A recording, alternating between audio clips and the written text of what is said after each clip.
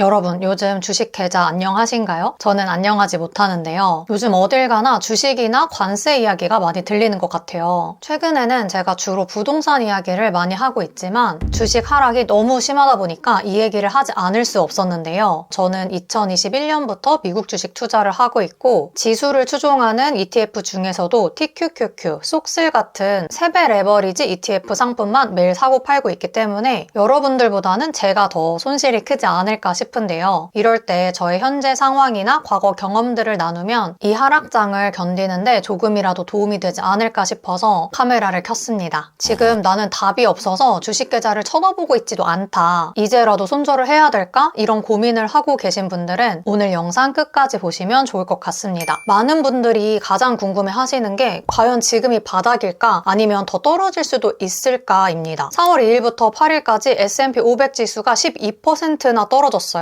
저도 일주일 만에 제 계좌에서 수천만 원이 증발했는데요. 조심스럽긴 하지만 저는 주가가 다시 떨어질 수도 있을 거라고 생각해요. 다행히도 4월 9일에 트럼프 대통령은 중국을 제외한 국가에게 상호 관세 부과를 유예하겠다라는 발표를 했고 하루 만에 S&P 500 지수가 9.5%나 상승하긴 했지만 아직 중국과의 관세 협상이 남아있고 지금까지는 중국이 어떻게든 버티려는 스탠스를 취하고 있는 것으로 보여요. 그런데 이게 만약 중국과 미국 간의 무역전쟁으로 번진다면 지금 같은 하락장이 다시 발생하지 않을 거라고 장담하기에는 아직은 시기상조가 아닐까 싶습니다. 주식시장은 두려움에 떨어지고 기대감에 오르기 때문에 아직은 안전하진 않은 것 같아요. 4월 9일에 Fear and Greed Index, 공포지수가 거의 바닥 수준인 3이었어요. Fear and Greed Index란 시장에 대한 현재 분위기가 공포인지 탐욕인지를 알려주는 지표인데요. 점수가 낮을수록 투자자들의 공포가 심하다는 것을 의미하고 공포지수가 3이라는 건 지난 코로나 때 주식시장이 급락했을 때랑 비슷한 분위기라고 보시면 돼요. 그런데 3월 10일에는 공포지수가 17로 올랐어요. 하루 만에 14점이 올랐죠. 이렇듯 당분간은 트럼프 대통령의 말 한마디 한마디에 시장이 요동칠 것으로 보이고 우리는 계속 시장 상황을 예의주시할 필요가 있다고 봅니다. 여러분, 투자는 대응의 영역이라는 말 한 번쯤은 들어보셨죠? 저는 주식 투자를 하면서 지금까지 총 3번의 하락장을 겪었는데요. 그때마다 느꼈던 건 우리 같은 투자자들은 시장을 예측하는 것은 불가능하다. 그저 시장을 떠나지 않고 대응하는 것이 최선이라는 것이었어요. 저는 2022년 하락장 때 제 계좌가 거의 마이너스 90%까지 녹아내렸고 마이너스 1억 원까지 찍어봤다는 이야기를 다른 영상에서 해드린 적이 있는데요. 한 가지 다행인 건 이런 경험을 해보니까 내성이 생겨서 그런 건지 주식 투자를 하면서 하락장이 오는 건 당연한 거고 그때처럼 이번에도 잘